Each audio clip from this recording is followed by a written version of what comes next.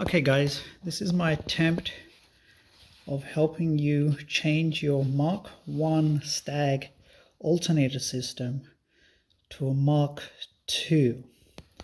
So this is the Mk1 diagram.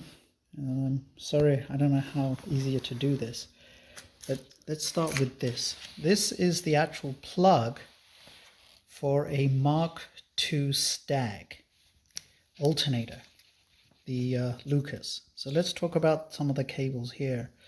The two thick brown wires on the Mk2, these are actually internally connected in the alternator. Now on the Stag Mk1, you only have one thick brown wire, and I think it's slightly thicker than these two put together. So you don't really need to, some people do add another thick wire to the Mk1 configuration, but some people don't. So what you do is, as mentioned, these two on the left are connected together internally to the alternator, so you can just use that thick one from your Mk1 alternator and plug it into one of these. It doesn't really matter. Now this is what you need to be careful with. This wire on the right, if you can make out, it should be a brown and yellow wire. It looks like yellow, and that's on the Mk2.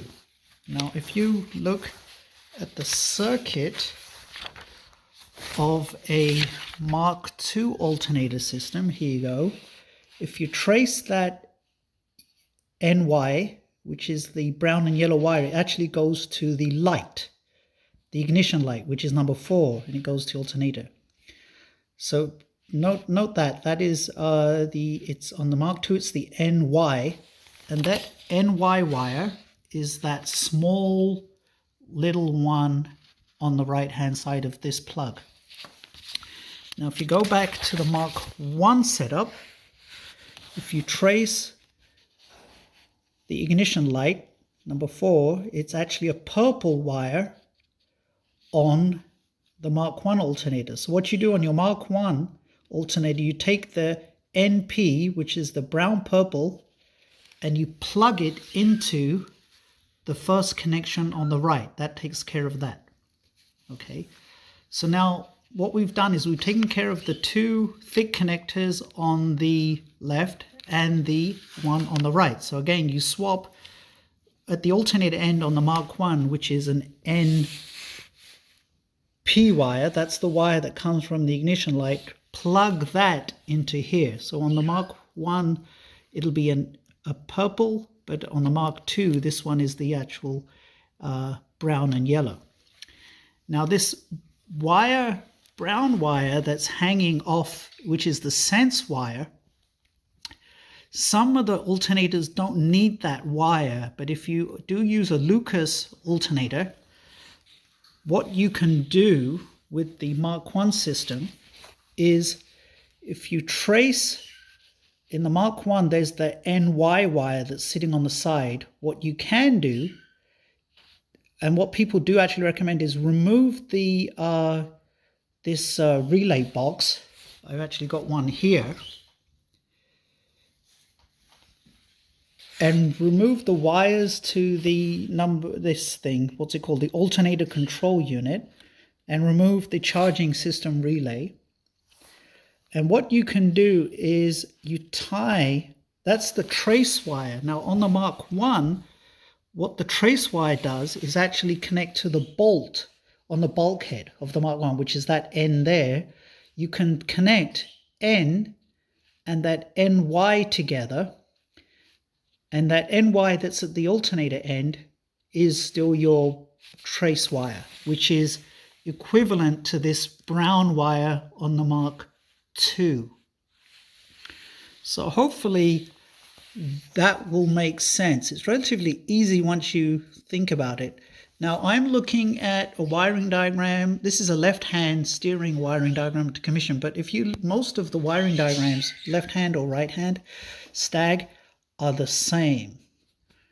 So I could repeat this again, or you can just go ahead and review the video over and over. But as I said, on the Mark 1, the NP wire is the wire that goes to the ignition, and on the Mark 2, it is the NY wire, as mentioned. The N wire on the Mark II is this one. You just put the purple wire in this and you're fine. And again, your choice if you want to use 1 or 2 connections for the alternator. Some people just leave that thick one on the Mark 1. Some people do add another one to the Mark II. Now, if you do decide to add another thick wire to the Mark 1, what you would do is connect that second thick wire to the bolt on the bulkhead of the Mark 1. So you can do that. But if you look very carefully, there's the thin, it should make sense. So hopefully that will help you modify your Mark 1 Stag in using a Mark II alternator. And don't forget, with the Mark II alternator, you'll need the bracket because they are different. And I would recommend, I didn't, but as usual, I'm always cheap.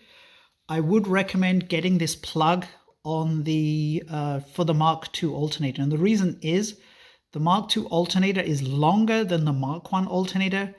And if you don't use the right angle connectors, it'll be very tight because I think, if I'm not mistaken, the wires sort of interfere with the engine mount. On the left-hand Stag, I'm not sure if it interferes with the steering rack on the right hand. I'm not sure about that. But on left-hand Stag, it's very tight. I wish I did. I didn't. Yeah, just a recommendation. Get the plug. It's about £5 from James Paddock or Rimmers. They sell them. And you should be good to go. So hopefully, if there's any anomalies, let me know. But I think it's pretty straightforward as long as you have this plug. This is the original plug for a Mark II, so that helps some of the folks. Sorry, that helps some of the folks with the changing, the Mark I to the Mark II. So hopefully that'll help you do your conversion. So it's relatively easy. You don't have to do too much modifications. Just disconnect the relay, disconnect these plugs, and as mentioned, just wire it as I said. And again, just repeat the video again. You should be good to go. Okay, take care. Bye.